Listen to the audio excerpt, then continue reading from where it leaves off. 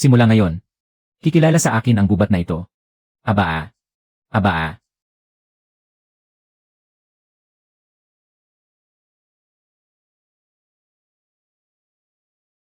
Kapag may nangyaring masama kay Zuzi, kahit maging multo ako, hindi ko kayo patatawarin. Aba. Yinxia, isama mo ang kuya mo sa bahay ni Lola. Hindi na siya makababalik sa buhay na ito. Umalis ka na at huwag nang bumalik. Anak ng pamilyang Susi Yinxia. Kanino ko siya ipamimigay? Ako ang lola niya, kaya ako ang masusunod. Kapag nakaalis ang mag-ina nila, akin na ang bakurang ito. Kaawa-awa naman. Mamatay tayo sa lamig. Saan tayo pupunta? Ay, parang sa bahay ni Lola. Bakit? Taong 1975, ang 18 taong gulang na si Sudashu. Matapos pumasok sa bundok ang kanyang ama. Hindi na ito nakabalik kailanman. Bago ako napadpad dito, mangangaso ako noong 2028. Kuya, binigyan ako ng langit ng panibagong buhay. At ibinalik sa akin ang aking ina at kapatid. Mula sa sandaling ito, ako si Sudashu. Una, bubuhayin ko ang pamilyang ito. Ang bakuran, rasyon, at katarungang ninakaw ng kabilang sangay ng pamilya. Walang isa man ang makaliligtas sa kanila.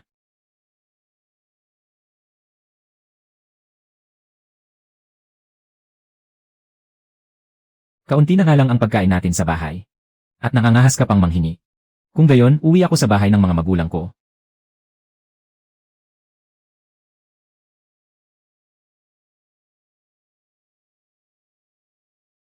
Ang sakit. Inay, ayos na po ako ngayon. Nakakakilos na po ako. Huwag mo na akong hilahin. Kaya ko nang bumangon mag-isa. Sobrang hina ng katawang ito. Wala tayong naipong rasyon. Wala rin tayong malakas na nagtatrabaho. Kapag hindi tayo nakahanap ng makakain, hindi natin malalampasan ang taglamig na ito. Masyadong mabagal ang pagtatanim. Wala rin tayong puhunan para magnegosyo. Ang tanging paraan para mabuhay ay nasa bundok. Pagsubaybay sa mga hayop. Kayang-kaya kong basahin ang mga bakas at malaman kung saan sila nagpunta. Hindi pa'y pinagbabawal ang pangangaso sa panahong ito. Ang tiyuhin kong sila yang Jianjun ang kalihim ng brigada. Iisang rifle lang ang mayroon ang buong brigada. Hihiramin ko ang rifle. Hindi na nakabalik ang tatay mo matapos pumasok sa bundok. Gusto mo rin bang iwan ng inay at si Yinxia? Inay. Hindi po ako pupunta roon para mamatay. Pupunta po ako roon para maghanap ng paraan para mabuhay kayo ni Yinxia. Ha? Hihiramin mo ang rifle. Iisa lang ang rifle sa brigada. Kaunti na rin ang mga bala. At wala tayong pambili. Hindi ko yon may pahihiram sa'yo. Tiyo, kahit hindi ako gumamit ng rifle, makapanghuli pa rin ako ng usa. Sa mga susunod mong pangangaso, maaari mo ba akong pahiramin ng rifle? Siyempre, maaari. Pero may babala ako sa'yo, bata. Sa paanan lang ng bundok ka maglibot. Huwag na huwag kang papasok sa bundok. Kung wala ka talagang mahuling usa, at wala ring ibang mahuli, umuwi ka na lang. Kung hindi, magpapadala ako ng kaunting harina ng mais sa bahay nyo. Kaunti lang din ang sobrang rasyon ng tiyuhin mo. Pang isang araw lang ang maitutulong nito. Hindi ito sasapat habang buhay. Matagumpay na naitalaga ang sistema. Binabati kita, Panginoon. Natanggap mo ang panimulang regalo, Gintong Agila.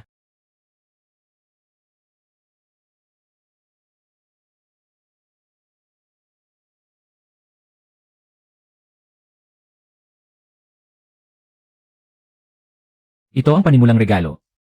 Matagumpay nang naitali ang masayang sistema ng pangangaso. Habang mas mabigat ang huli, mas mapanganib ito. Mas marami ring puntos sa pangangaso ang makukuha. Pamamaraan ng kamao at paggamit ng baril. Maaari rin akong direktang palakasin ng mga puntos sa pangangaso. Mga sandata, kagamitan, at mga supply sa buhay. Lahat ay maaaring ipagpalit sa mga puntos sa pangangaso. 388%. Basta mapalago mo ito. Lalo itong lalakas. Noong nakaraang buhay ko, pumapasok ako sa bundok para manghuli ng baboy ramo. Ang pinakaasahan ko noon ay ang asong pangaso.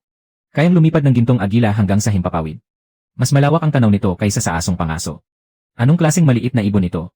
2 matang tumutubo sa langit yan. Sa wakas, dumating na rin ang sistema. Ang bagay na ito ay maaari lamang mahuli.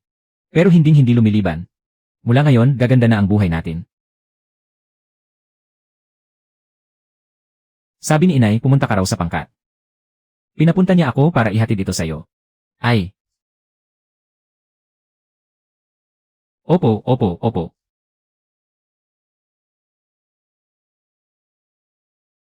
Huwag ka nang tumakbo ng ganoon kabilis sa susunod. Naiintindihan ko na. Katatapos lang magpausok ni inay ng ilang tinapay na pugad. Kaya bilisan mong kainin habang mainit pa.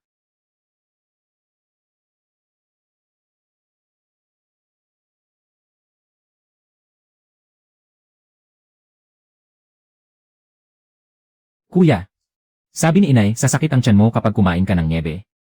Bakit hindi ka nakikinig? Nagmamadali lang si kuya na manghuli ng hayop para sa'yo. Para makakain ka ng karne, hindi ba? Maya-maya lang kakain na tayo ng karne. Pero kuya, masarap ba talaga ang karne? 3 taong gulang na siya. Pero hindi pa rin niya alam kung ano ang lasa ng karne. Sa alaala niya, ang pinakamasarap na karne ay iyong naaamoy lamang mula sa bahay ng iba. Ang amoy ng karne na sumisingaw sa hangin. Hindi ko nahahayaang magutom siya kailanman. Pakakainin ko ng mabuti sina inay at bunso. Titira sila sa bahay na hindi pinapasok ng hangin. Isusuot nila ang pinakamaiinit na kasuotang balat. Hindi na nila kailangang magpakababa sa kahit kanino. Siyempre, masarap ang karne. Pero, umuwi ka na at hintayin mo ako. Huwag mong kalimutang sabihin kay inay na hindi ako papasok sa bundok.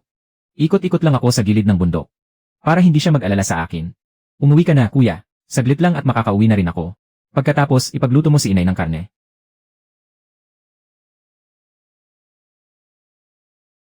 Sa loob, halos tumigil ang oras. Mula ngayon, kapag hindi madaling makitang bitbit ang huli. Maaari ko muna itong ipasok dito. Panginoon. Ha, Kuya Agila. Kuya Agila. Hindi ko hinihiling na tulungan mo akong manghuli ng isang daga. Ang pambubugbog gamit ang pamalo ay marangal na gawain. Pero kung gagamitin mo ang paraang ito para tulungan si Kuya. Manghuli ng manok gubat o kunehong gubat. Ayos lang ba? Siyempre, walang problema. Panginoon, manood ka na lang. Opo, tutulungan kitang manghuli. Sa totoo lang, tinutulungan mo rin akong lumaki. At lalo pa akong lalakas. May ganitong galaw din pala. Mabuti naman, pumunta ka muna sa unahan at tumingin-tingin. Kapag may nahuli kang hayop, agad mo akong bigyan ng ulat. Panginoon, may nakita na akong karne. Ayos. Tama nga, hindi mo ako binigo. Magaling.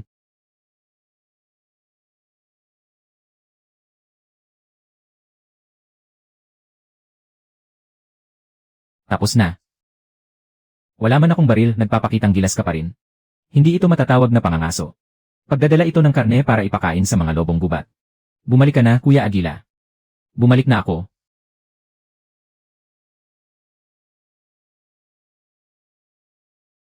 Hehe, talagang swerte tayo.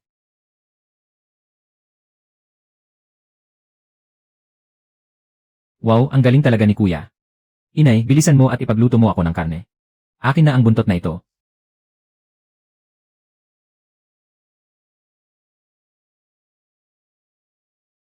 Malaki ang kikitain natin sa buntot na ito.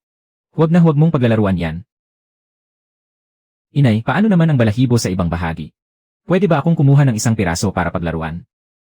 CJ. Pero gusto ko pa ring ayusin ang loob ng ating kalan. Para hindi laging tumagas ang hangin at masayang ang panggatong. Zuzi. Bilisan mo at bunutan mo ang kapatid mo ng ilang masasamang balahibo. Hi!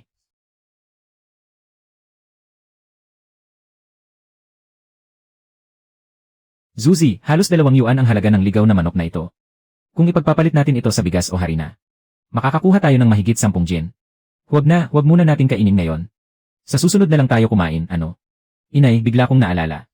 Iyong mga itinuro sa akin ng lolo. Tungkol sa panghuli ng ligaw na manok. Kung hindi, paano ko mahuhuli? Ang ganito katabang tandang. Mula ngayon. Hindi lang sa hapon. Makakahuli pa ako ng marami. Hehe, huwag mong isali si Inksya. Namimili rin ako ng karne. Mamaya, bilisan mong ilagay yan. Ahem. Ay, napala. Nakakita rin ako ng 5 ligaw na itlog ng manok. Nasa loob ng basket ng dumi. May malaking tumpok pa ng kabute sa ilalim. Tingnan mo. CJ. Sa tanghali, maghanda tayo ng malaking handaan, parang bagong taon. Ayos. Hindi pwedeng tayo lang ang kumain ng manok na ito. Kailangan din nating bigyan sina Tio at Tia.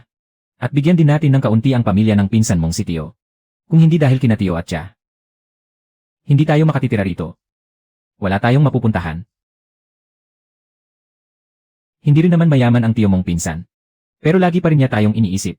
Kaninang umaga, nagpadala pa siya ng kaunting harina ng mais. Kaya hindi tayo pwedeng mawala ng utang na loob. Tandaan natin yan. Ang kabutihang natanggap natin, dapat suklian. Balang araw, gagawin kong karaniwang pagkain sa bahay. Ang ganitong kasarap na karne. Ikaw nga, nakahuli ka talaga ng ligaw na manok. CJ. Mukhang minamaliit pala kita noon, Dashu. Dashu, pupunta pa ako sa paanan ng bundok mamayang hapon. Kaya.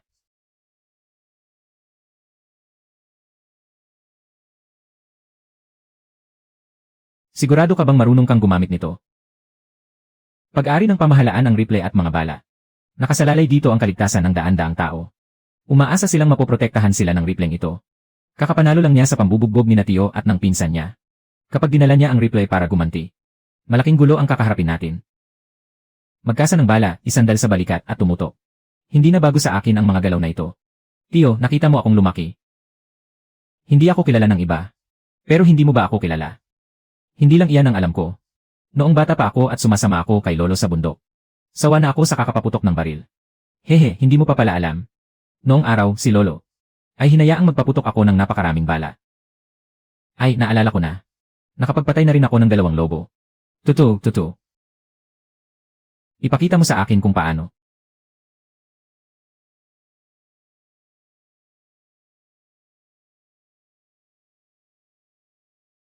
May rifle pa at 5 bala. Pwede kong ipahiram sa iyo ang lahat. At kung makakuha ka talaga ng usa mamayang hapon, maaari kitang payagang gumamit ng baril ng madalas. Mapapayagan mo akong gamitin ito ng madalas. Tio, makatitiyak po kayo.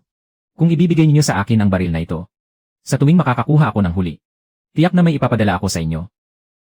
Kung makakuha ka ng usa mamayang hapon, talagang gusto kitang paghawakin ng rifleng ito. Pero ang rifleng ito ay hindi lang kontrolado ng brigada. Nakarehistro rin ito sa komuna. Hindi ako basta makapagpapasya. Pero kung makapanghuli ka talaga, at mapoprotektahan mo ang mga kasapi ng komuna, maaari akong humingi ng pahintulot sa nakatataas. Para bigyan ka ng isang rifle. Kung ganoon, ayos na. Sasabihin kong ikaw ang bagong milisyang mangangaso ng brigada ng Sigo. Mataas ang husay mo sa pangangaso. At kaya mong protektahan ang ating nayon. Kahit makapagpalit ka pa ng balat ng Marten. Pero kung mangyayari na iyon, hindi rin iyon maipapangako ni Tio. Ang pagkakaroon ng sarili kong baril ay ibang usapan talaga. Pero huwag na huwag kang pupunta sa kailaliman ng bundok. Kung hindi, baka hindi ka na talaga makabalik. Tio, huwag po kayong mag-alala. Hindi naman ako ganoon katanga. At saka, hindi rin ako papayagan ni Inay na pumunta sa kailaliman ng gubat. Makinig ka kay Inay, Zuzi. Mula mamayang hapon. Huwag, kapag may nangyari sa'yo, at hindi ka nakabalik tulad ng itay mo. Sino pa ang aalalay sa akin at sa kapatid mong babae, iyak kami hanggang mabulag. Kung tuluyan tayong mawalan ng kabuhayan, baka wala nang ibang magawa kundi umiyak kaming magkapatid.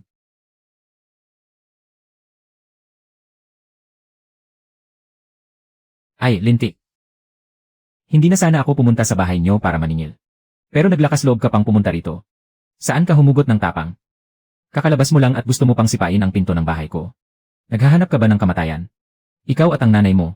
Pati. Aalis na lang kayo sa bahay ko ng ganoon-ganoon. Sa tingin mo ba ay tama yon? Takutin mo na siya. Ang pinakamainam na gawin sa ngayon. Zuzi, ano ba ang balak mong gawin? Binabalaan kita. Kapag pinatay mo ako, mapipilitan ka rin kumain ng bala. Bakit ka pumunta sa bahay namin? Aray, natatakot ako sa sakit. Pakiusap, huwag mo na akong saktan. Babayaran kita ng pera, hindi ba pwede? Ang halagang ito ay interes lamang. Sabi ni Lola, nang pakasalan ng ikalawang tiyo mo ang inay mo. Nagbigay siya sa lola mong ina ng 30 piso bilang dote. Kahit nakatanggap ng malaking handog sa kasal ang pamilya ng lola mo sa ina. Dinala naman ng inay mo ang lahat ng iyon dito. Kaya ang ibig sabihin ni Lola ay, ibalik ng inay mo ang dote. O ibalik ninyo ang halagang ibinigay noon. Sa ganoon, wala nang utang ang magkabilang panig. Ibinigay na ng inay ko sa inyo ang bakurang iyon.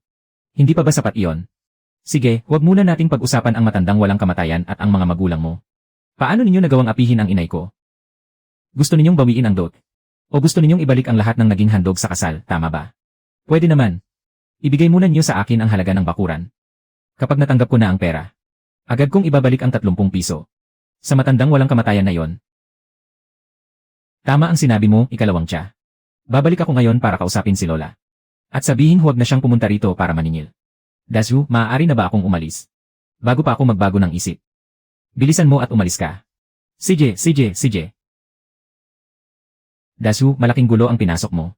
Kapag hindi kita napatay, hindi na ako karapat dapat magdala ng apelyidong Su. Iyan kung talagang may ibubuga ka. Bumalik ka at mangaso ng ligaw na manok sa bundok. Ako, ang ama ko at ang iba pa. Babantayan ka namin buong araw. Dasu, sina Dalong, ang ama niya at ang lola niya. Hindi sanay tumanggap ng pagkatalo. Grabe ang pambugbog mo sa kanya kanina. Siguradong hindi niya palalampasin yon. Baka bumalik siya kasama ang ama niya. Tama, habang tumatanda sila, lalo silang nagiging ganid. Ngayong alam na nilang marunong kang mangaso. Lagi na silang manggugulo sa atin. Inay, kapag naglakas loob silang bumalik. Lalabanan ko ulit sila. Panginginig ang aabutin nila tuwing maaalala nila tayo. Hehe, nag-aalala pa naman akong baka hindi na sila bumalik. Iyan ngayon malinaw na sa akin. Inutusan pala ng matandang iyon si Dalong na manggulo. Inaapi lang nila tayo dahil akala nila wala tayong kakampi. Medyo mahina lang ang loob ng tiyuhin mo. Pero hindi ganoon ang tiyuhin mong si Genjon. Kapag naglakas loob silang bumalik, siguradong isasama sila ng tiyuhin mong si Genjon sa ibang kasapi ng komuna. Para tuluyan silang pasukuin. Dasu, hindi na rin kita pipigilan sa pangangaso. Pero mag-ingat ka ng husto, anak. At kung may mahuli ka ulit, magtabi ka rin para sa tiyuhin mong si Genjon. Inay, bunso. Aalis na ako. Huwag kayong mag-alala sa akin. Hi! Ngayong gabi, siguradong may masarap na naman tayong kakainin.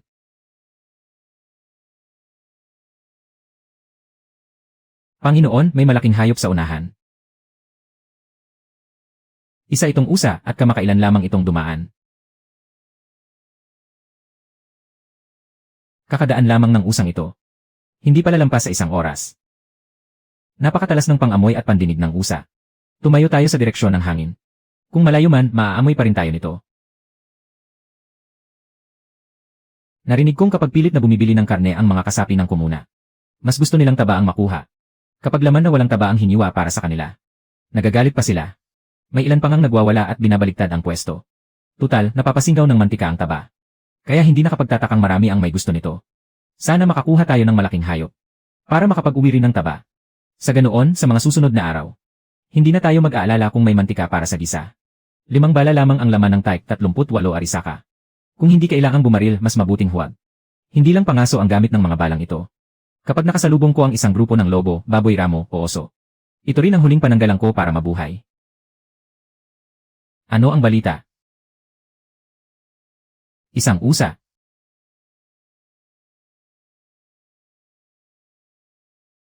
Isang malusob na lalaking usa. Tamang-tama.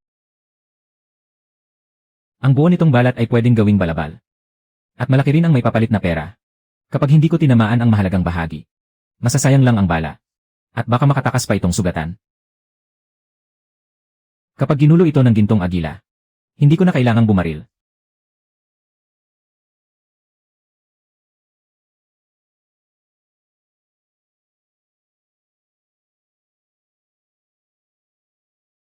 Hindi pala biro ang pangalan ng gagang usang ito. Hehe, sa wakas nahuli rin kita. Ako na ang bumaril.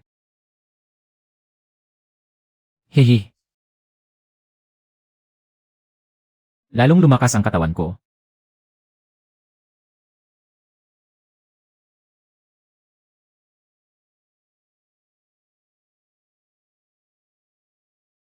Mahigit 30 kilo ng karne. May buo pang balat para sa taglamig at maraming taba. Makakakain ng karne sina inay at tinsya. Sa wakas, magkakaroon na rin ng kaunting mantika ang ginisang gulay natin. Napatay ng mangangaso ang isang lalaking usa. Nakakuha ng 10 puntos sa pangangaso. Binabati kita. May isa pang kutsilyong panlusob ang binato pa ng may-ari ng tinutuluyan.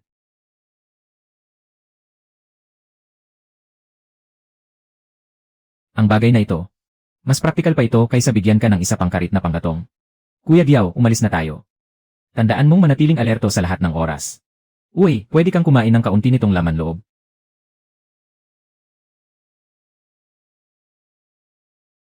Apat na direksyon sa paligid ng Panginoon ay may mga lobo. Ang amoy na iniwan ko kanina ang umaakit sa kawan ng mga lobo. Huwag kang mataranta, mas lalo lang lalakas ang gulo. Malayo pa ang kawan ng lobo, Panginoon. Hindi ka pa nila natutuklasan. Papunta sila sa tuyong punong may nakasabit na laman loob. Mukhang epektibo nga ang paraang ito. Kapit lang sila ng mabuti, Kuya Giao. Kapag may lobo na umikot dito, sabihin mo agad sa akin. Naiintindihan ko, Panginoon.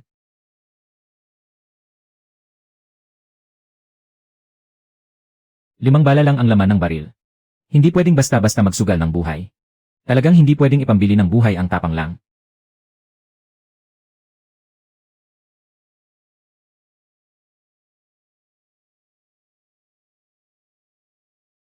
Kung dati, hindi ka makakalakad ng ilang hakbang at hihingalin ka na. Ang tigas talaga ng batang ito. Pagpasok niya sa bundok, hindi lang ligtas siyang nakabalik. Nakauwi pa siya ng isang malaking usa. Astig. Mukhang ipinanganak siyang mangangaso ayon sa sekretaryo. Sakto na sakto. Kaya mula ngayon, siguradong mas ligtas na tayo. Anong hirap sa usa? Ako ang akyat, kaya ko rin. Hehe, kung matibay lang ang katawan. Patay ang isang lobo. Lalo na kung baboy ramo ang patayin. Nakakausap ng usa ang batang ito. Swerte pa rin ang pinakaimportante. Ang bunganga ay nasa bibig ng iba. Hindi ko mapipigilan iyon. Kapag ang mga huli ay isa-isang naiuwi. Natural na tatahimik sila. Kuya, parang lalo kang gumagaling ah. Pero bakit dati hindi ka ganyan kagaling? Ang weird ah. Noon pa man, mahusay na si kuya. Pero ayaw lang makipagsiksikan ni nanay para mangaso. Kaya kahit matagal nang mahusay si kuya. Ngayon ka lang nakaalam ha? Tama. Sa bundok, hindi lang nabaril ni kuya ang usa. Nakakuha pa siya ng ganoon kalaking kutsilyong pambiyak ng baboy. Swerte ba naman ni kuya o hindi? Siyempre, malaki ang swerte ni kuya. Pero gaya nga ng sabi ni nanay. Pagpasok mo sa bundok, kailangan mong mag-ingat ng husto. Matagal ko nang sinasabi yan. Si Dazu ay hindi lang masunurin at maalam mula pagkabata. Talagang ipinanganak na pangmangaso ang batang ito. Kung ako ang tatanungin, wala namang ipinagkakalayo si tatay mo kay Dazu ngayon. Sa tao, may lamig at may init. Kadalasan, ganyan lang talaga ang realidad. Ang dapat ibigay na kaunting malasakit. Hindi ako nagdadamot. Tiya, eto na, hinihiwa ko na ang karne. Sandali, tandaan mong magdala rin ng kaunti. Tingnan mo nga naman ang batang ito. Bakit ka magsalita ng ganyan? Ang usa na ito, isinugal mo ang buhay mo para mabitag. Hindi ko naman gustong manghingi ng karne. Kapatid, lahat iyan ay kalooban ni Dazu. Sige na, pumayag ka na. Ay, nakakahiya naman. Hindi naman tayo mga estranghero. Senior kita pa nga. Ano bang nakakahiya roon? Huwag mong sayangin ang magandang balahibo, Hija. Dazu, ikaw muna ang maghatid sa pinsan mo. Tandaan mong magsabi ng ilang magagandang salita. CJ. Xiaoxing, pumunta ka ba ngayon sa bahay ni Xiaoxiang? Xiaoxiang. Yung pinsan kong babae na nag-asawa sa nayon. Make Xiang. Tigang 2 araw na silang walang bigas sa bahay. Malamig na rin ang kalan.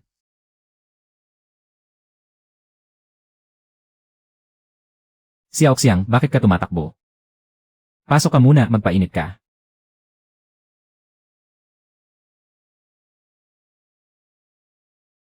Xiaoxiang, talagang ubos na ang bigas sa bahay nyo.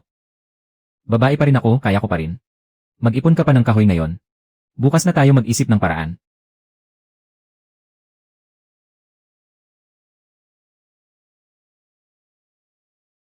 Ate, kung nagugutom ka na, kainin mo na ito. Hindi ako nagugutom, ate. Itabi mo at kainin mo na lang. Pero puro mingit-ngit na ang tiyan mo.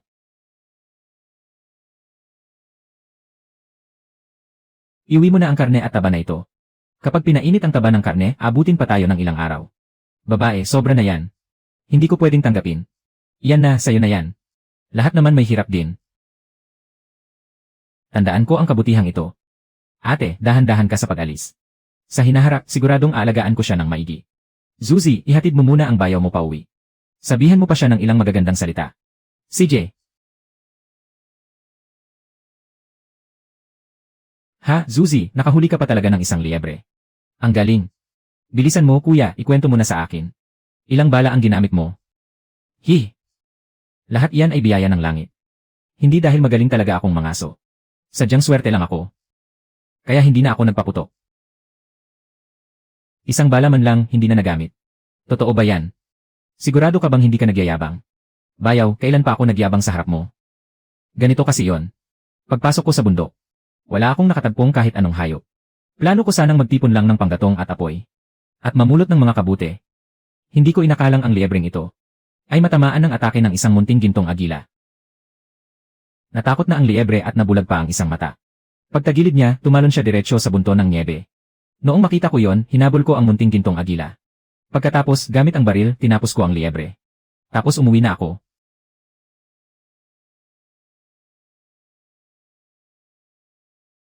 Pagkaalis mo dala ang baril. Agad akong nagpasimula ng maliit na pulong. Lahat ay pumayag na tulungan mo muna ang nayon sa pagbabantay. Araw-araw, bibigyan ka ng 15 puntos sa paggawa. Pumapayag din sila. Pansamantala, sayo na muna ang baril na ito. Nakahuhuli ka na ng mga liebre. Kahit paano mo pa nakuha. Iyan ay kakayahan mo. Bukas, pupunta ako sa komuna. Para pormal na iulat ang tungkulin mong pagpatrolya sa bundok. Kung magiging maayos, bibigyan ka ng nakatataas ng isang pormal na kagamitan. Pero hindi pa tiyak ang usaping ito. Huwag ka munang masyadong umasa. Kung hindi man maaprubahan, ang gamit na ito sa ngayon ay gamitin mo muna. Kung sakaling hindi pa maibigay ang kagamitan, may daragdag din sa iyo ang mga supply na kailangan mo. 15 puntos sa paggawa. Baril at mga bala. Mas marami pa kaysa sa inaasahan ko. Kuya, hehe. Ang lupit mo talaga. Kung wala ka, paano ako palaging makakakain ng karne? Zuzi, wala palang lalaki sa bahay ni Xiaoxiang. At wala ring asawang tutulong. Mahirap ang buhay nila. Dalhin mo roon ang karne, ang taba at ang panggatong. Pagdating mo roon, huwag ka nang magmadaling bumalik. Tingnan mo kung may maitutulong ka sa kanya. Nasa bahay ba si babae? Ako si Dashu. Naparito ako para maghatid sa inyo ng karne at panggatong. Dashu, bilisan mong pumasok. Nasa bahay ako.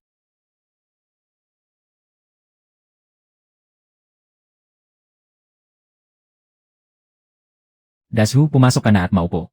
Ibubuhos ko agad ang tubig para sa'yo. Ikaw rin naman. Dumating ka lang, ayos na. Bakit ang dami mong dala?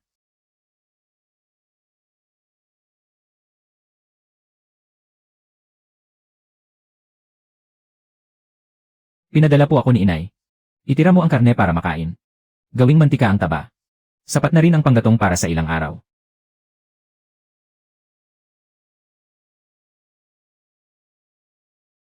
Dashu, parang kaunti lang ang suot mo. Talaga. Ganyan kakaunti ang suot mo. Hindi ka nilalamig kapag nangangaso ka sa bundok. Ate, hindi ba't kagagaling ko lang sa pangangaso ng lalaking usa? Pinoproseso ngayon ni inay ang balat ng usang ito. Sabi niya, ipunin daw niya yon para sa akin. Kapag nakaipon na ng 5 balat ng usa, gagawa siya ng balabal na balat para sa akin. Kapag muli akong nangangaso sa bundok, hindi na ako gaanong lalamigin. Hindi madaling manghuli ng usa. Kahit maihanda na ang balat ng usa, hindi rin agad iyon magagawang balabal. Kahit nagmamadali ka, huwag mong kalilimutang mapanganib yan. Ay, may bago mang balabal na balat ang bayaw mo. Hindi ba't wala na siya? Ate, hindi rin naman ito kasya sa akin. Kaya ginawa ko na lang itong kumot. Kaya, ate, dinala ko na ito sa'yo. Isuot mo muna, tutal.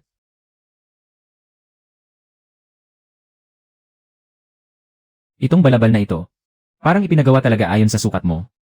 Wala na akong masabi. Mula ngayon, sa'yo na ito. Mabuti na lang at marami kang dalang magagandang bagay. Wala naman akong maibibigay sa'yo, ate.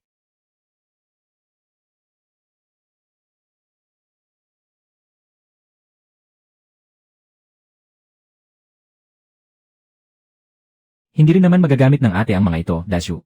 Kunin mo na lahat. Huwag kang mahiya sa ate. Huwag mong kalimutan, hindi naman tayo magkaharap na estranghero. Kaya kunin mo na lahat. Ate, hindi biro ang halaga ng mga bagay na ito.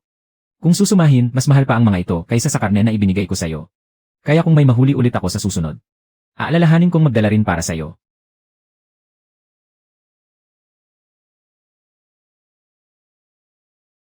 Kumpleto na ang 3 paraan, malapit, katamtaman, at malayo.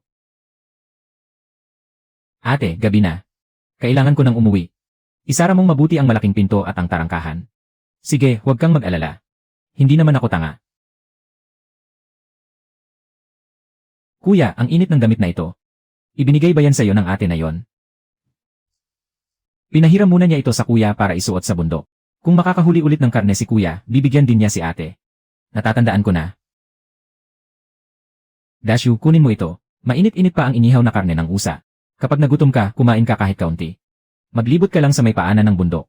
Huwag na huwag kang papasok sa masukal na gubat. Anak, ilang beses ko na bang sinabi sa'yo? Hindi naman po ako tanga. Hindi rin naman po ako swale. Hindi po ako sasabak sa panganib. Kaya huwag ka na ring mag-alala sa akin. Yinsya, maghintay kayo ni inay sa bahay. Tingnan natin kung ano pang magandang bagay ang maiuwi ko mamaya. Mag-ingat ka, kuya. Umuwi ka agad. Panginoon, may 2 malalaking hayop sa unahan na naglalaban ng buong lakas.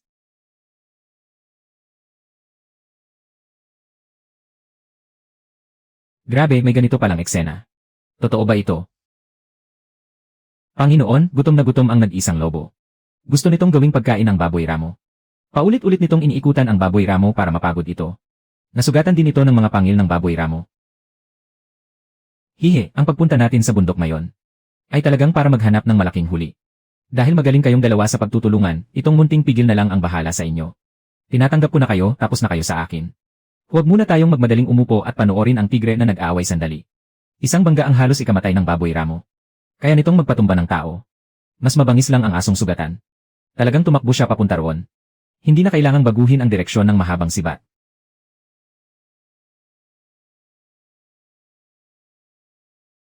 Dumating na ang pagkakataon.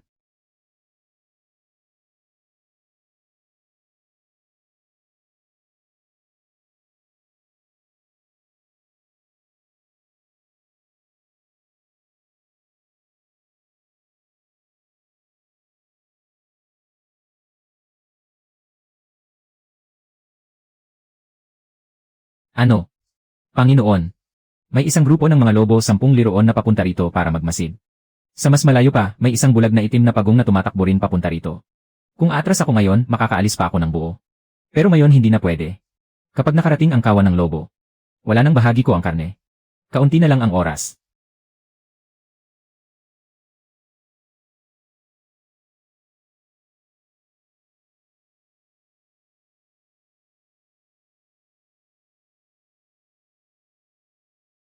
Kahit isang putok ng bala, walang saysay. Hindi bababa sa 300 gin. Hindi biro ang dami ng karne at taba. Konti lang ang karne ng lobo. Sulit ang balat ng taglamig na ito.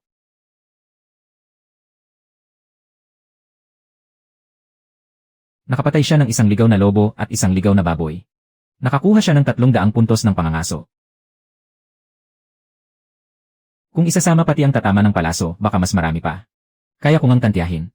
Ang ani sa lakarang ito ay mas malaki pa kaysa pinagsamang nakalipas na 2 ulit. Panginoon, nagsimula na ang kawan ng lobo na papunta rito. Hindi rin tumigil ang itim na bulad. Papunta pa rin dito.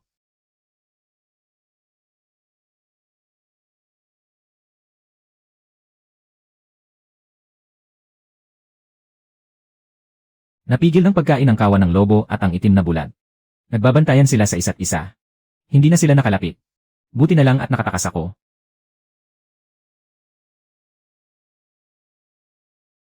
Pati ang mga taba ng baboy na ito. May paraan na.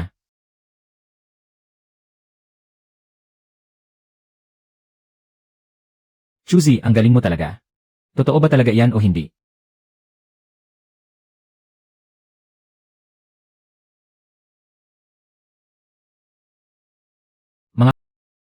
Marami pa rito ang mga kamag-anak ko. Mabubuting tao silang lahat. Huwag mo silang takutin. Kaya mula ngayon, magpahinga ka muna at manahimik sandali. Saan ba galing ang ordinaryong gintong agila na yan? Baka sugo ito ng langit at sumusunod kay Chuzi.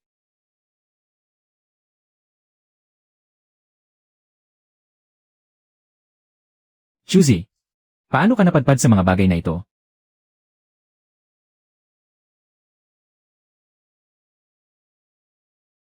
Mga anak at kapatid mo yan. Kamag-anak mo rin sila. Huwag mo silang saktan.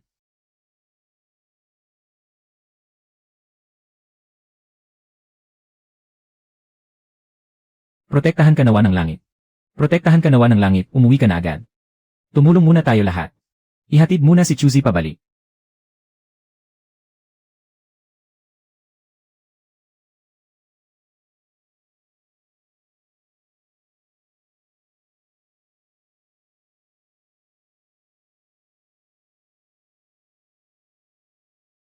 Uy, nakakabigla, ang dami kong nakuha ngayong araw.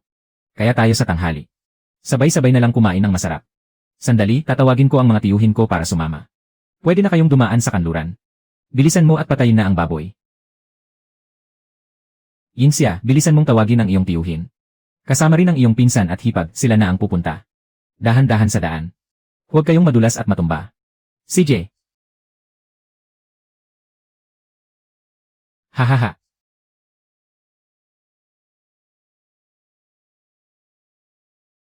Aba, si Inksya.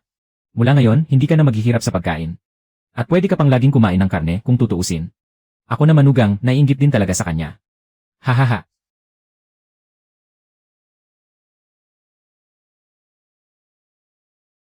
Ganyan ang utang na loob. Hindi ako kukuha ng kulang. Gusto lang makinabang ng libre. Huwag mo ring isipin na basta-basta ka na lang kukuha ng isang pirasong karne. Aba. Talagang napakaganda ng araw na ito, wala na akong masabi. Tutu, Chuzi. Mukhang ang malakas ka talaga. Kung hindi, hindi rin natin mapapatumba ang baboy ramo at lobo. Kung hindi, kakainin nila tayo hanggang sa buto. Pero ikaw, sarap na sarap kumain ng karne na para bang nababaliw ka. Samantalang hinahayaan mong puro ipa at gulay ang kain ng lola mo buong araw. Kahit hindi mo man lang kayang kainin. Nakatakas na ang maliit. Kaya sumulpot na ang malaki. Hindi ko talaga alam kung ano ang laman ng utak nila. Ano ba talaga ang iniisip nila? Dumarating kung kailan gusto nila. Umaalis kung kailan gusto nila. Wala man lang silang galang. Nakakainis talaga.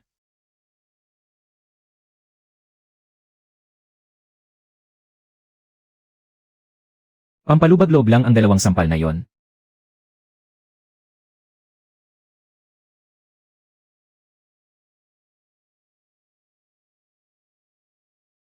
Kalihim-layang kayo na po ang mamagitan para sa akin. Pumunta ako rito dahil magkakapamilya tayo. Gusto ko lang malaman kung maayos ang buhay ng mag-ina nila. Pero itong pamangkin ko, bigla na lang akong binugbog na parang gusto na niya akong patayin. Ikaw, bilisan mo at pigilan siya. Kung hindi, siguradong mapapatay niya ako. Narinig kong Sulaifi ang pangalan mo. Ikaw ang tiyuhin ni Nadazhu at Yingxia. At ikaw rin ang panganay na kapatid ng tiyahin kong si Meixiang. Pero sobra na ang pang-aapi mo sa mga tao. Wala ka na ba talagang hiya? Hindi ba kanina ay balak mo pang manghingi ng karne kahit kapal ng mukha mo? Kung gusto mo ng karne, sana sinabi mo na lang. Bakit mo sinasabing mamamatay si Dazhu sa gubat? Sulaifi, isa kang matandang lalaki. Paano mo natitiis magsinungaling nang nakadilat ang mga mata mo? At tungkol sa mga ginawa mo noon? Hindi lang minsan ko narinig ang tungkol doon. Isang salita lang. Karapat dapat kang bubugin ni Dazhu ngayon. Ngayong sinabi ko na sa'yo. Tanggap mo ba o hindi? Kahit patayin pa ako sa bugbog, hindi ako susuko. Hindi pa rin ako susuko. Hahaha. Sulaifi, mabuti at narito ngayon ang buong tropa. Kaya sasabihin ko na sa'yo ang lahat. Bago ikasal ang nanay ko sa tatay ko. Totoong tumanggap ang lolo at lola ko ng 30 yuan bilang dote. Pero sa pilitan mong inangkin ang bakuran ng bahay namin. Kaya kailangan nating ayusin ang utang na yan. Ayoko na ring tumira ulit sa bakurang iyon. Kaya ibebenta ko na yon sa'yo. Para maipakasal mo na ang anak mong lalaki. Hindi naman ako sakim humingi. 400 yuan lang ang hinihingi ko. Kaya kapag ibinawas ang dote, may utang ka pa sa akin na 370 yuan. Ngayon, heto ang tanong. Kailan mo ako babayaran? Sa totoo lang, ayos lang kahit hindi mo ako bayaran. Pero kailangan mong iwan dito ang isang paa mo. Huwag niyo akong apihin ng ganito. Hindi dapat kayo gumagawa ng ganyan. Naku, wala talaga akong ganoong halaga. Naku, ang laki naman ng perang iyan. Susubukan kong makalikom agad. Pwede na ba ang ganoong usapan? Sulaifi, makinig kang mabuti. Pumunta ka rito para manggulo sa aming brigada. Dahil unang beses mo palang itong ginawa. Palalampasin ko na at hindi na kita bubugbugin. Pero kapag naulit pa, hindi ka basta-basta makakaalis. At seryoso kitang binabalaan. Simula ngayon, ang brigada ng Nayon ng Sigo ay hindi natatanggap ng sinuman mula sa pamilya nyo. Sa bawat pagpunta nyo, may katapat na bugbog. Pagkatapos namin kayong bugbugin, iulat ko kayo sa komuna. At kung kinakailangan, iulat ko pa kayo sa county. Sasabihin kong sinisira ninyo ang produksyon. At tangkang ipahamak ang buong brigada ng Nayon ng Sigo. Huwag mong kalimutan, mahusay mangaso si Dazhu. Opisyal na rin siyang naitalaga sa pagbabantay sa bundok. Nang marinig ito ng mga namumuno, espesyal nilang tinanong ang kalagayan ni Dazhu. Narinig ko, kaya raw makipagsabayan ni Zuzi sa ating malaking grupo. At pwede pa siyang tumulong sa pag-asikaso ng huli sa pangangaso. Kaya sa pagkakataong ito, sinadya ko rin siyang bigyan. Nagdala ng bagay na magagamit niya. Wow! Di ba kakabigay lang ng komuna kay Zuzi? Ng isang type 38 Arisaka na rifle. Ha? Oh.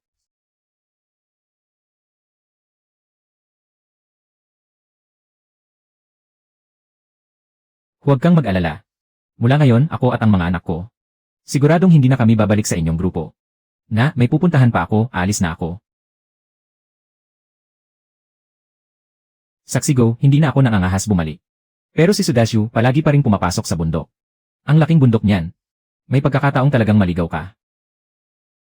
Kung si Zuzi ang kasama sa pag-ikot sa bundok ng ngayon natin, mas panatag ang loob. Mas pinapahalagahan ako ng lahat. Kaya ko nang tumulong, ayos na. Hahaha. Tio, kakapatay lang namin ng baboy ramo at lobo. Marami na rin karne, di ba? Ang bahay namin. Ang lakas ng sinaw. Kaya kagabi, ang dami naming pinaggatong na panggatong. Pero hindi rin masyadong mainit sa higaan. Kakapasok lang ng taglamig. Hindi pa nga umaabot sa 3 linggo at 9 na araw. Kaya naisip kong pakiusapan ka na tulungan mo ako.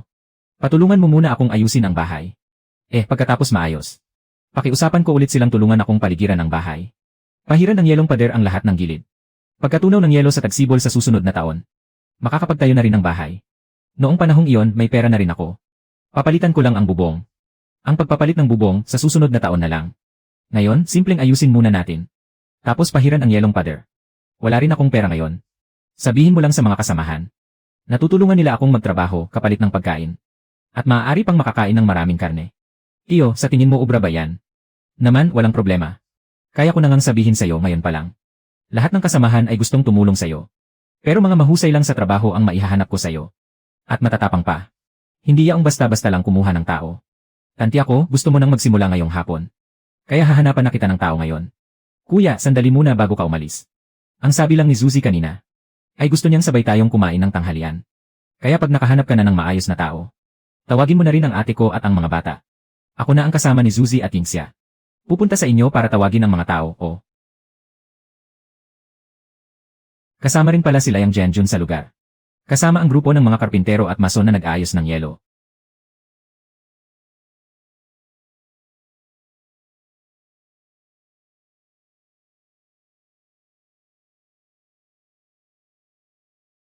Talagang marunong kumilos si Yingxia. Alam pa niyang tumulong sa mga matatanda sa trabaho. Hahaha.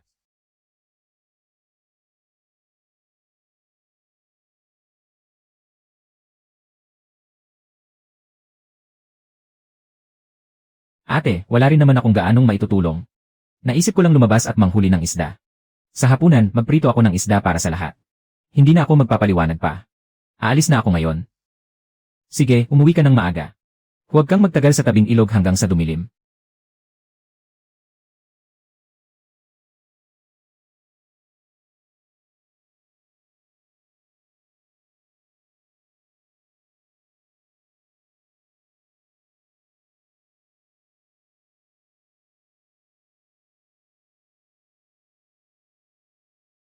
Ang pangingisda pala ay maituturing na pangangaso rin.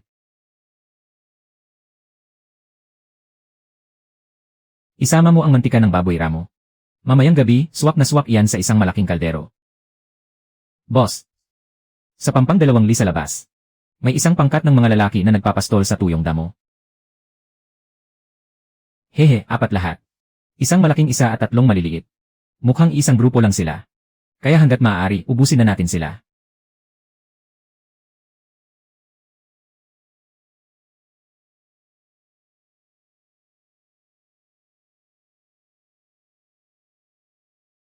Hindi isa lang.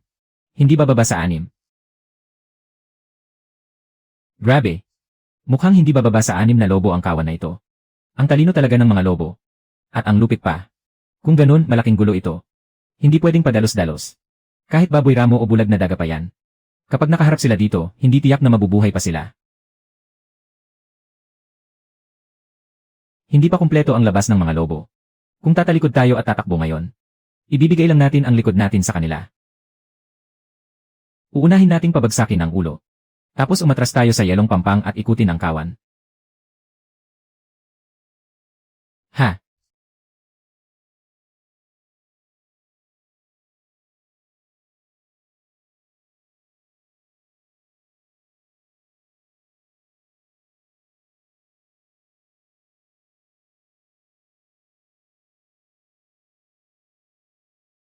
Hindi 6.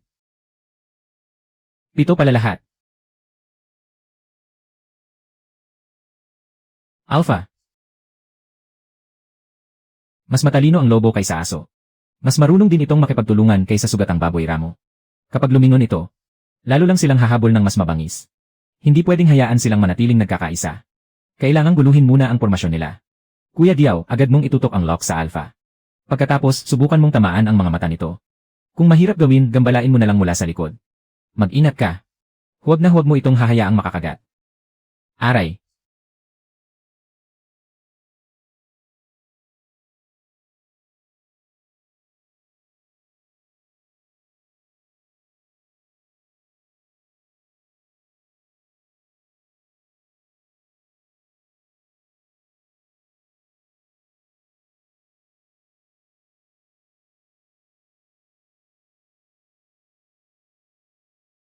Alam mo rin palang umeksena at umabante.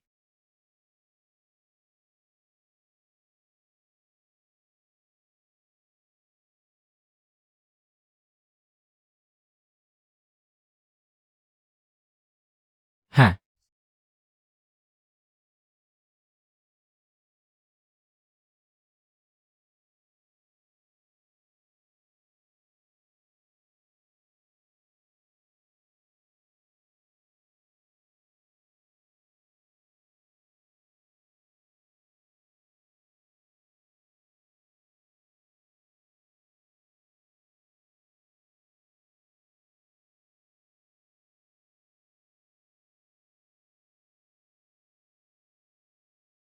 Ngayon, panalo na natin ito ng tuluyan.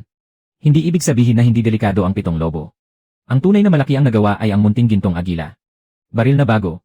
At may bahaging ito na walang takip na yelo. Palitan natin at bigla tayong lumapit mula sa gubat. Hindi ko akalaing magiging ganito kadali. Sibilyan. Telang kemikal. 100. Huwag muna nating bilhin ang halos 1,000. Itabi natin bilang pangsagip na reserba. Kapag nakita ito ni Nanay at Yingxia, siguradong matutuwa sila ng husto. May isa pang mas malaking kawan ng lobo ang amo. Mabilis na paparito sila sa gilid na ito kasunod ng ilog yelo. Mas marami ang kawan na ito kaysa sa nauna na 7 lang. May ilang milya pa mula rito. Sa ngayon, hindi pa sila tuluyang nakakalapit. Pero halatang naamoy na nila tayo rito. Iyong unang alpha nakatutok lang kay munting agila. Kaya nabigyan ako ng pagkakataong makapamili. Bagong alpha. Kapag may ilang lobo na sabay-sabay na lumapit mula sa iba-ibang direksyon. Kahit gaano pa kaingat, hindi rin aabot sa oras. Kung makita mong may puwang, kunin agad. Iyan ang tunay na husay ng mga ngaso.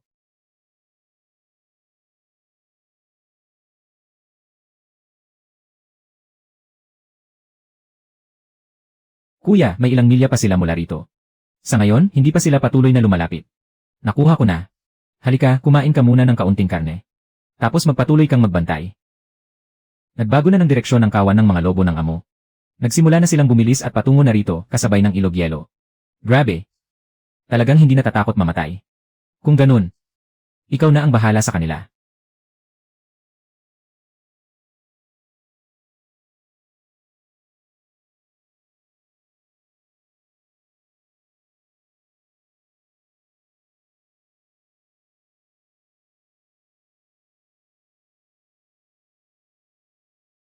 Ang mga naiwan ng amo ay nasipsip na ng mga bagay na naiwan.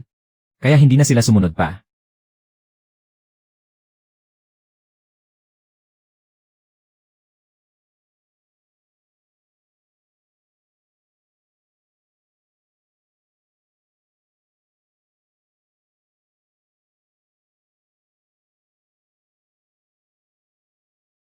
Halos 600 na yata itong kargada.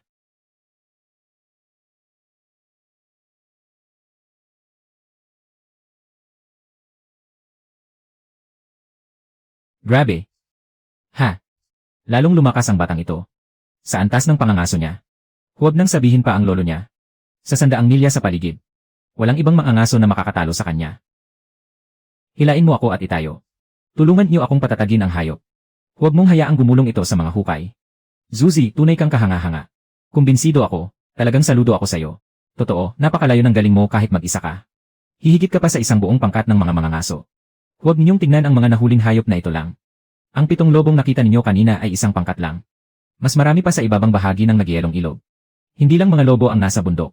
May mga baboy ramo at itim na oso rin doon. Kapag tunay na nakaharap mo sila, hindi sila magpapakita ng awa. Walang baril at walang karanasan. Ang pagpasok doon ay pakikipagsapalaran ng buhay kapalit ng karne. Kahit gaano kamahal ang mga hayop sa bundok. Kailangan mo pa ring mabuhay para maiuwi ang mga ito. Gusto ko talagang pumasok sa bundok. Kahit paano, kailangan nating hintayin maayos na makapagtipon ng tauhan ng pangkat. Hindi pwedeng 3 o 5 tao lang ang pumasok. Bitbit ang mga itak papasok sa malalim na gubat. Oh. Kuya.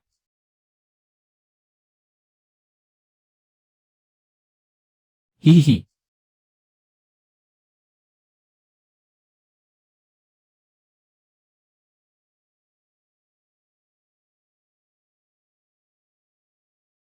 Zuzi. Isama na rin ang baboy ramo at ligaw na lobo na napatay mo kaninang umaga. Dagdag pa ang mga ito. Hindi mauubos ng pamilya ninyo ang pagkain kahit hanggang bagong taon. Maingat nang nabanggit iyan ng mga nakatataas kaninang umaga. Umaasa silang makapagsupply agad ng isang pangkat ng mga nahuling hayop ang ating ngayon. Kaya ano ang balak mong gawin sa mga nahuling hayop na ito? Ang utang na loob ay dapat suplian, hindi kunwari ay hindi nakikita. Tiyo, kung tama ang hinala ko. Binabantayan na ng mga nakatataas kung paano hahatiin ang mga nahuling hayop ng ating pangkat. Mabilis nilang maririnig ang balitang ganito karami ang nahuli ko. Mabilis na makararating sa kanila ang balitang marami akong nahuling hayop. Kaya mag-iwan ako ng sapat para sa pagkain ng aming pamilya. At isusumite ko ng sama-sama ang 2 katlo ng mga ito. Siyempre, kailangan kong itira ang mga balat ng lobo at usa. Itatabi natin ang mga balat na ito. Gagawa tayo ng may init na damit para kay Inay at Tingsya. Zuzi, bata ka pa man.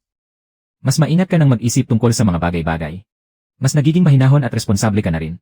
Kapag isinumite mo ang mga nahuling hayop na ito, magkakaroon tayo ng mas angkop na kagamitan para sa pagbabantay ng bundok. Mas magiging maayos at ligtas ang lahat.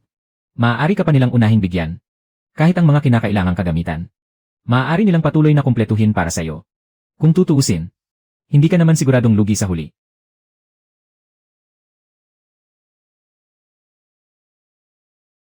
Hihi.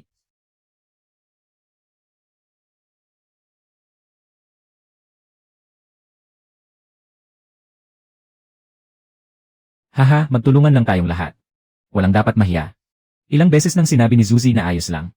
Kapag nagyelo na ang lahat sa susunod na taon, kailangan pa nating humingi ng tulong sa lahat para magtayo ng bagong bahay. Kapag may nahuli ka pa sa hinaharap, huwag mong basta ipamigay ang lahat. Isumite ang dapat isumite at itira ang dapat itira. Ang matitira, ikaw na ang bahala. Ang pinakamahalaga, kinilala na ng langit si Zuzi. Kung hindi, bakit susunod ng ganito katapat ang mahiwagang gintong agila? Sa mga utos niya lamang. Kalihim, may nangyari. Malaking problema ito. Dahan-dahan ka. Bakit ka nagmamadali ng ganyan? Kung may nangyari, ayusin mo muna ang dila mo. Saka ka magsalita. Hindi pa nakababa mula sa bundok sina Xiao Qiang at Dalong. Ano? Umakyat kayong lahat sa bundok. Akala ninyo, matapos mapabagsak ni Zuzi ang mga lobo at baboy ramo sa bundok. Halos wala ng laban ang mga ito. Kaya buong tapang kayong pumasok at nakipagsapalaran. Matapos pumasok sa bundok ang 13 nating kasapi. Hindi sinasadyang napalibutan kami ng isang pangkat ng mga lobo.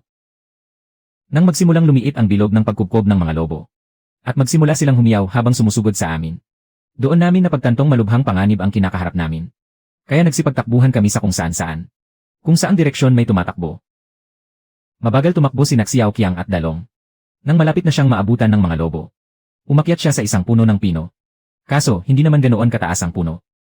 At hindi rin ganoon kalaki. Baka hindi nito kayanin ang bigat ng kagat ng mga lobo. Baka wala nang matira sa ating dalawa. Tio, hinahanap ka ng lahat sa nayon. Hinahanap din nila si Zuzi para tumulong. Napala, ang pinuno ng mga lobo ay kasing laki ng isang buya. Puti pa ang buong balahibo niya. Ah! Ah! Ah! Ah! Ah! Ah! May nangyari na. Bilang kalihim ng ating brigada. Hindi ko maaaring pabayaan ang mga taong nasa panganib. Ganito na lang. Mabuti na lang at may type 38 arisaka ang ating brigada. May dala rin si Zuzi.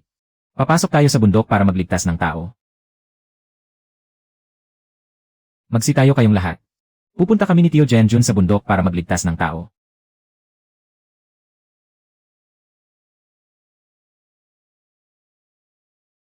Kuya. Manatili ka sa bahay at makinig kay Inay. Babalik agad si Kuya. Makinig kayong mabuti. Pupunta kami ni Zuzi para magligtas ng tao. Pero may sasabihin muna ako sa inyo. Sina Xiao Qiang at Dalong. Matagal nang napapaligiran ng mga lobo. Kaya pagpasok namin sa bundok, hindi tiyak na maililigtas namin sila. Pero gagawin namin ang lahat ng aming makakaya. Sa madaling salita, gagawin natin ang makakaya at ipaubaya sa tadhana ang iba. Kaya huwag kayong umasa ng sobra.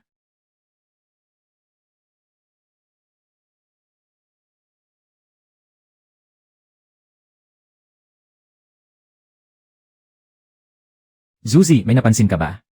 O may sinabi ba sa iyo ang diwata ng bundok? Wala rin akong napansin. Pero pakiramdam ko may kakaibang lagim sa paligid. Para bang may mabangis na halimaw. Na nagkukubli at minamanmanan tayong dalawa. Na, hindi mo ba napansin? Mula nang pumasok tayo sa bundok. Napakaingay ng mga uwak. Pati ang mga mababangis na hayop at iba pang ibon. Ay parang nagsisigawan sa takot. Pero bakit napakatahimik dito?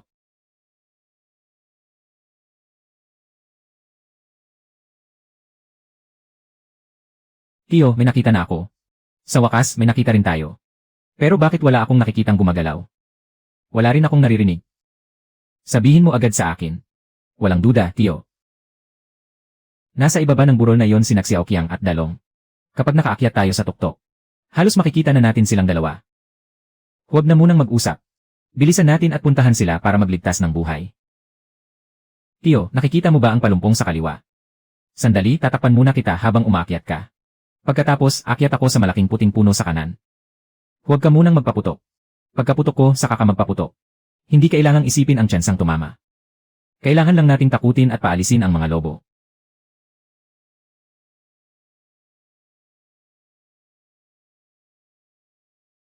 Zuzi, hindi pa umaalis ang mga lobo. Nagtatago pa sila sa paligid. Siguradong pagod na pagod kayong dalawa. Bawasan muna ang salita. Magpahinga kayo ng mabuti para hindi mahulog mula sa puno.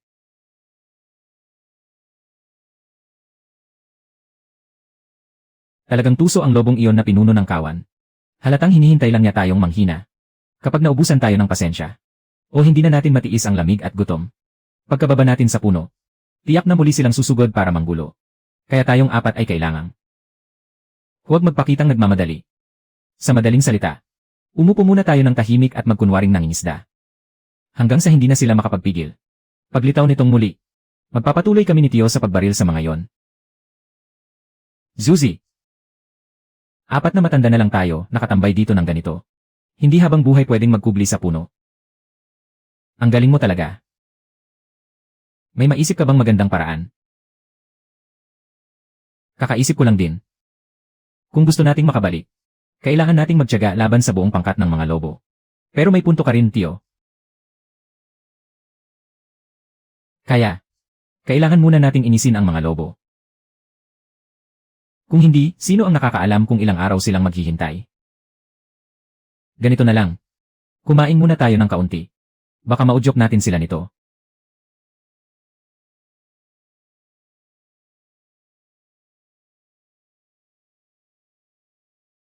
Zuzi, nasaan ang pangkat ng mga lobo? Bakit wala akong nakikita? Ay, wala rin akong nakikita. Tio, huwag ka munang magpaputok. Malamang 2 ligaw na lobo lang ang lalabas. 2 lang. Kaya ko silang patumbahin pareho.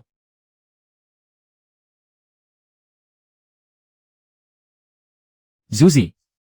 Sa tingin mo, kung tututukan nating 2 ang mga palumpong na yon, at tuloy-tuloy tayong magpapaputok, may tsansa kayang mapatay ang pinuno ng mga lobo.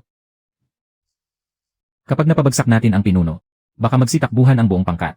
Tama kayo.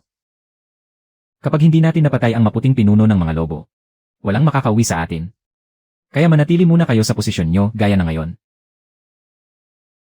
Huwag kayong magpakita ng pagkataranta. Lalo na ng takot. Mag-iisip muna ako sandali. Kung walang aberya, sa loob ng 10 minuto, malamang mapapatay ko na ang hayop na yon. Huwag kayong magmadali.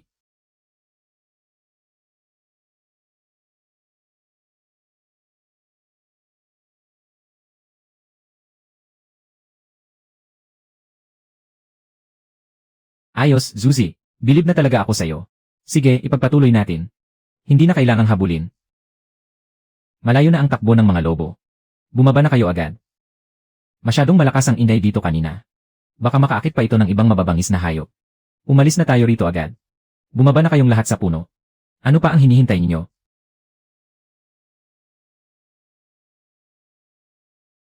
Itim na bulad.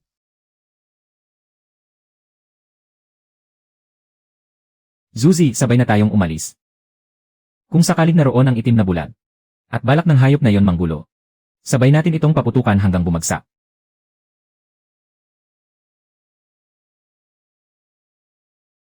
Tio, mahirap patayin ang hayop na yon gamit ang mga rifle natin. Huwag na muna nating pag-usapan. Kayong 2, umalis na kayo agad. May tutulong sa akin na gintong agila. Kaya kahit hindi ko mapatay ang hayop na yon, kapag nagsanib puwersa kami ng gintong agila, baka mapaurong namin ito. Umalis na kayo. Kapag hindi kayo umalis ngayon, mahuhuli na kayo. Bilis. Ay.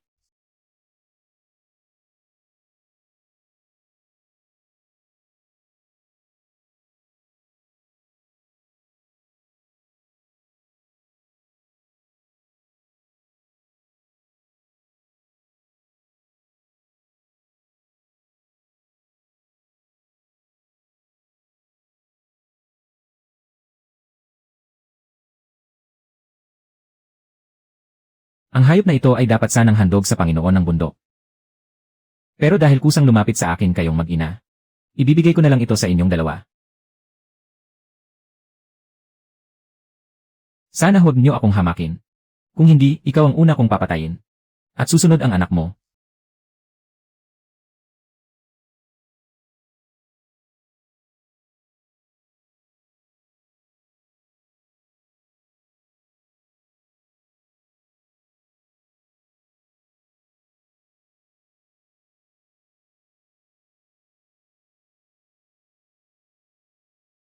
Zuzi, paano ka nakabalik? Wala bang ginawa sa iyo ang itim na bulag? Sa totoo lang. Kanina pa ako nag-alalang hindi ka na makakabalik. Kaya wala akong mukhang maiharap sa inay mo. Hindi mo ako binigo, anak. Kanina nakita ko. Ang dalawang itim na bulag, isang malaki at isang maliit. Talagang gusto nilang magwala sa harap ko. Pero puno ng bangkay ng mga mababangis na lobo ang buong lugar. At baka akala nila mahirap akong gulo ng gulo. Kaya wala nang naging gulo. Kundi yumuko sila at kinain ang laman loob. Nakita kong hindi na sila nangahas na gumawa ng gulo. Kaya hinabol na sila ng maliit na gintong agila. Tama, mukhang wala namang nangyaring peligro sa inyo kanina. Wala naman. Pero sa daan, may narinig kaming maraming kakaiba at misteryosong ingay. Huli na, gabi na. Namimiss kayo ng lahat sa bahay. Umuwi na tayo ng mabilis. Matagumpay na nailigtas ni Tio Zhu ang dalawang kasapi ng komuna. Napatay pa niya ang puting ulong haring lobo. At isa pang 5 mababangis na lobo. Kabuang 2,500 puntos sa pangangaso ang nakuha. May isa pang gantimpala na na-trigger. Simple lang ang laman ng gantimpala. Mula ngayon, magkakaroon ng kakayahang makakita sa dilim si Tio Zhu at si Diao. At ang kakayahang ito, tulad ng pisikal na katangian nyo, ay sasabay sa inyong patuloy na pagbuti sa pangangaso. Laban lang. Bumalik na sila. Bumalik na si Kalihim Layang at si Zuzi. Buhay na bumalik si Xiao Qianglong. Hahaha. Ayos lang, ate. Nandito na ako gaya ng sinabi ko. Maging ligtas at maayos na nakauwi. Zuzi. Sinabi lang nila na nakaharap kayo sa isang bulag na demonyo. Napakabagsik ba talaga ng bulag na demonyong iyon? Hindi ka ba nasugatan? Inay, wala talaga akong sugat. Ni hindi ko pa nga nakasalubong ang bulag na demonyo. Paano naman nangyari yon? Mahimbing na mahimbing ang tulog ng tao.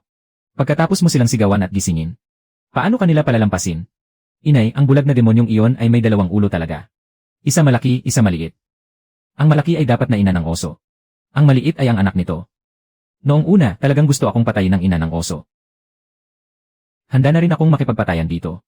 Pero sabay ko ring pinakawalan ang maliit na gintong agila para pigilan ang batang oso. Nababahala ang inang oso na mapahamak ang batang oso. Kaya hindi na nito ako inatake pa. Kaya dali akong tumakbo palapit para bantayan ito. At nang umalis na ang mga tiyuhin ko, marami pa akong inihagis na laman loob ng lobo sa lupa. Nagutom ang batang oso. Sa ilalim ng pagbabantay ng inang oso, nagsimula itong kumain ng mga laman loob na iyon. At hindi rin tumigil sa pagkain ng inang oso. Natatakot akong baka mapagod ang inang oso sa paghihintay sa akin. Kaya sinubukan kong unti-unting umurong. Pero marahil gutom na gutom ang inang oso. O kaya natatakot na naman itong makipag-away ako dito. Kaya naging sobrang delikado para sa batang oso. Kaya hindi na ako hinabol, ganoon lang. Mabilis akong sumunod sa mga tiyuhin ko. Tapos sabay kaming bumalik. Ganito talaga ang nangyari. Ganito ang sitwasyon. Salamat. Mula ngayon, kayong dalawa ay magiging malaking biyaya ng aming pamilya. Ang buong pamilya ko ay tiyak na magpapasalamat at mag-aalala sa inyo habang buhay. Kung sino mang mangahas na api-apihin kayo, sasabayan ko siya ng buhay ko. Zuzi, talagang napakapanganib sa malalim na kabundukang gubat na ito. Sa susunod, huwag ka nang papasok doon, pwede ba? Kung hindi ka makikinig kay inay, baka pati ang mahaba at maikling 3 pinsan mo, mapaiyak mo rin sa takot. Hindi pa rin sapat yan. Pati ang kapatid mo at si inay mawawalan na rin ng asa. Mga kababayan, ilang pangkat na ng lobo ang nalipol ni Dashu. Lalo na itong malaking pangkat na pinamumunuan ng Haring Lobong Puti. Ibig sabihin mula ngayon, mas magiging ligtas ang ating baryo. Bukod pa roon, halos ay sa sarili niyang kakayahan. Ligtas na naihatid ni Dashu sina Kuya Qiang at Dalong. Napakahusay ni Dashu. Hindi ako natatakot kahit may magsabi sa akin na tinutulungan ko siya dahil kamag-anak ko siya. Kaya iminungkahi ko siyang maging pinuno ng milisya ng ating baryo. Pero may problema. Wala kayang tututol na kasapi ng komuna. Kung may tututol, sabihin agad. At kakausapin ko siya ng masinsinan. Sang-ayon ako. Si Dashu ang maging pinuno ng milisya. Sang-ayon kami. Sinumang maglakas loob na sumuway kay Dashu ay isinasapalaran ang buhay ng buong baryo.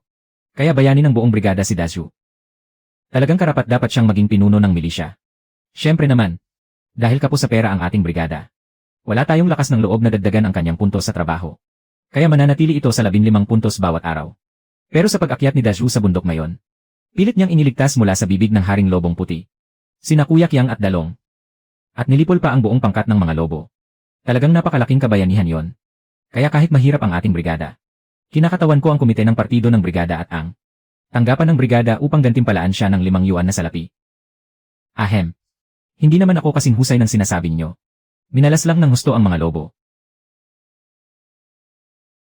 Dahil bawat pag-akyat niya sa bundok ay dito siya dumaraan. Sa inyo na ang mga nahuli.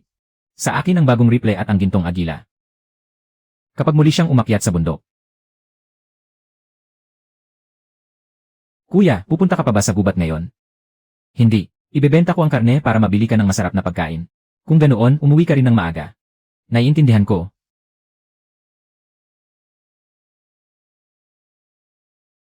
Dasyu. Dadalhin ko muna ang 2 lobong ito sa komuna.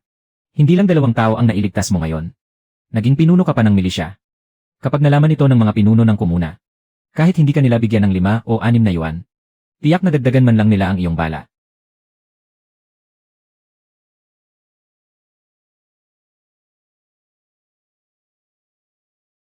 Alagaan mo rin ang sarili mo, kuya. Huwag kang magpakitang yaman. Umalis ng maaga at umuwi ng maaga.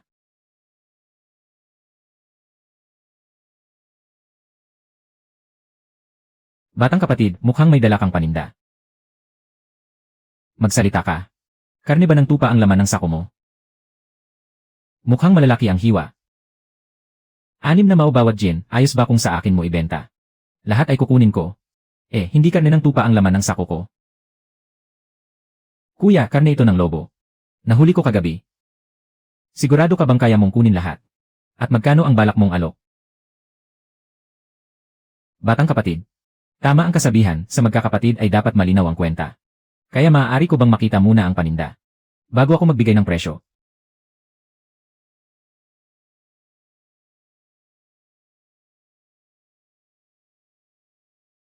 Kapatid, napakaganda ng kalidad ng karne ng lobo mo. Sa presyo, makatitiyak ka. Hindi kita babaratin. 9 na mao bawat gin, ano sa tingin mo? Huwag mong kalimutan, 7 mao lang ang isang gin ng karne ng baboy. Ayos yan. Kaya. Sige, batang kapatid. Pakidala ang kariton sa tapat ng pasukan ng tolda. Titimbangin ko agad ang paninda mo at kakalkulahin ang bayad. Tama, mula ngayon, tawagin mo na lang akong Kuya Kiang.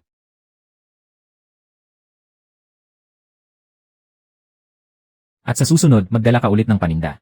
Pwede bang sa akin mo rin ibenta ang iba? Huwag kang mag-alala. Kuya Kiang, siguradong hindi kita lolokohin. 59 na yuan at 20 sentimo.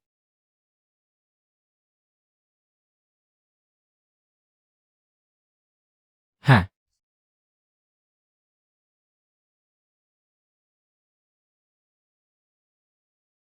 Ay, Zuzi, bakit ang dami mong binili? Ito lang naman ang mga binili ko. 10 yuan, hindi sapat yan. Kahit 20 yuan, siguradong hindi pa rin mabibili ang lahat. Hindi ka na ba nagtitipid sa buhay? Anak ka talaga. Kakakuha mo pa lang ng kaunting pera. Bakit parang waldas ka agad? Pwede bang magtabi ka rin ng isa para kay Ate Mixiang? Hindi lang para sa kanya. May para sa iyo at kay inay. Lene. Hahaha.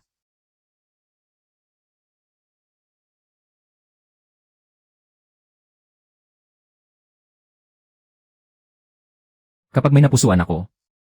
Pero bago ko siya galawin, kailangan munang mawala ang 2 matang nasa langit. Naku, hindi na pwedeng basta-basta gastusin ang perang ito. Kailangang mag-ipon tayo. Inay, malaya mong gastusin ang perang ito. Bakit pa mag-ipon?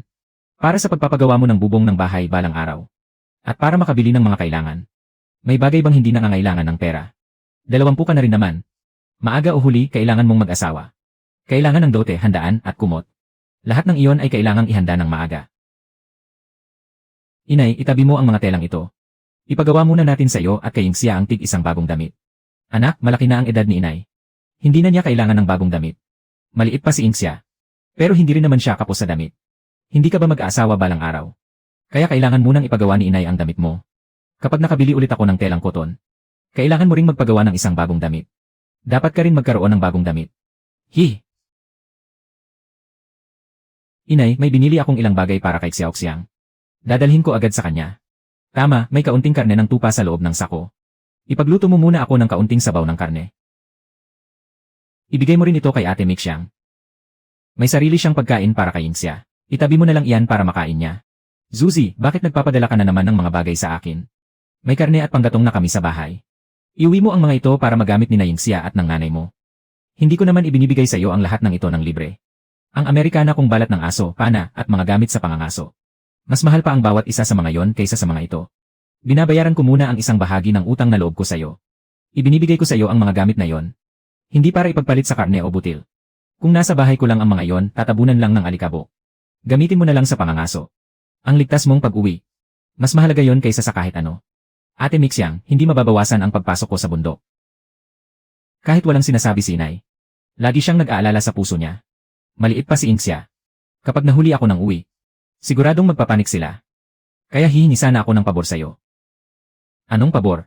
Kapag wala ako sa bahay, dalawin mo sina inay at Inxia. Kung may mangyari man sa bahay, tulungan mo akong alagaan sila. Kahit hindi mo ibigay sa akin ang mga bagay na ito, aalagaan ko pa rin sila. Mabuti sa akin sina inay at Inxia. Malaki ang naitulong sa akin ng inyong tatlong mag-anak. Hindi pwedeng magkunwaring hindi ko nakita. Kung gayon, ikaw na ang bahala sa mga ito. Tulungan mo akong bantayan si nanay at si Inxia. Hindi ko rin kayang panoorin kang magutom at nilalamig. Kapag may problema ka sa hinaharap, direkta mo akong sabihan. Hindi ako magbubulag-bulagan. Sige, ako na ang bahala muna. Pero, kapag papasok ka sa bundok mamaya, tandaan mo rin na may taong naghihintay sa pagbalik mo.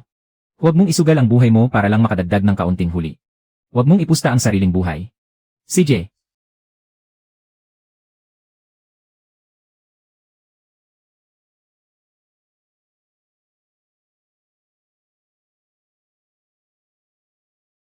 Diaw, sumama ka sa kanya.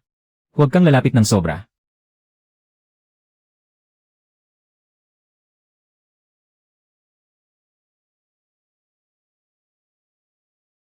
Bukas, ibaba muna natin ang gintong agila na yan. Kapag wala nang mata sa langit. Madali na nating pulutin ang munting iyon.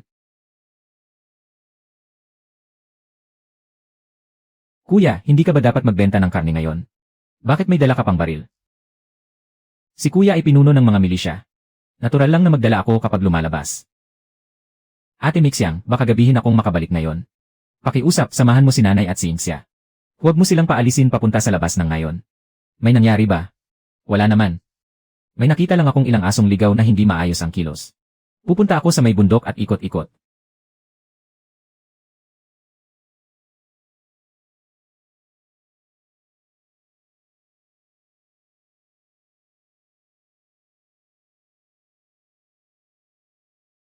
Chuzi, iwan mo rito ang baril at ang agila.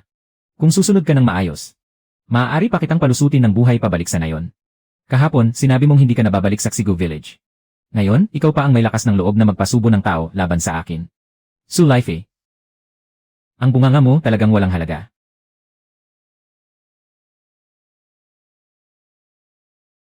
Tigilan mo ang walang kwentang salita niya.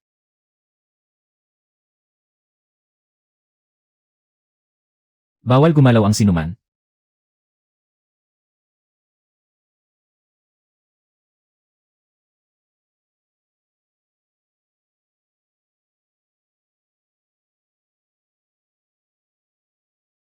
May isa pang bitag sa harap. Ay! Kayo ba ang nagnanakaw ng panghuhuli? Iulat namin sa commune ang lahat. Pero kayo pa ang nagdala ng baril para tambangan ang pinuno ng milisya. At gusto pa ninyong agawin ang baril ng estado. Walang makakapigil sa ganyang kaso. Kalihim layang, sariling usapin ito ng aming pamilyang Su. Gusto ko lang siyang takutin ng kaunti, si Chuzi. Hindi ko naman talaga balak siyang saktan. Lene. Ang putok kanina ay tumama na sa puno. Kung hindi lang mabilis umiwas si Chuzi. Ngayon, tao na ang nakahandusay. Anong klaseng usaping pampamilya pa yan? Nagdadala na kayo ng baril para manakit ng tao. Iniligtas ni Chuzi ang maliit naming kiyang noong una. Handa akong tumestigo. Kalihim layang. Sumali rin kami sa patrulya ng milisya. Opisyal itong kinukumpirma ng commune. Na si Sudazu ang pinuno ng milisya. Ang bagong isyong Type 38 Arisaka ay ipagpapatuloy na ipagkatiwala kay Sudazu. At bibigyan pa siya ng 50 bala. CJ. Ilang araw na ang nakaraan. Ang aming pamilya ay pinalaya sa bahay. Hindi man lang kami nakakain ng maayos sa isang upuan. Ngayon na maayos na ang bahay. At puno na ang imbaka ng bigas. May baril na ako. At may katayuan na rin akong magprotekta sa pamilya ko. Mas mahalaga pa. Mula ngayon, hindi na sila makangahas pa. Naapihin kami na parang mahina at walang laban. Sa kabilang panig ng Phoenix Mountain, sinira ng mga mababangis na baboy ramo ang imbaka ng butil. 2 taga-nayon na ang nasugatan. Nananawagan kay Sudazu. Napangunahan ang maliit na gintong agila sa pagbuo ng pinagsamang pangkat ng panghuhuli. Ang bahay sa Xigu Village ay nabantayan ko na. Ang susunod na babantayan ko ay hindi lang ang isang nayong ito,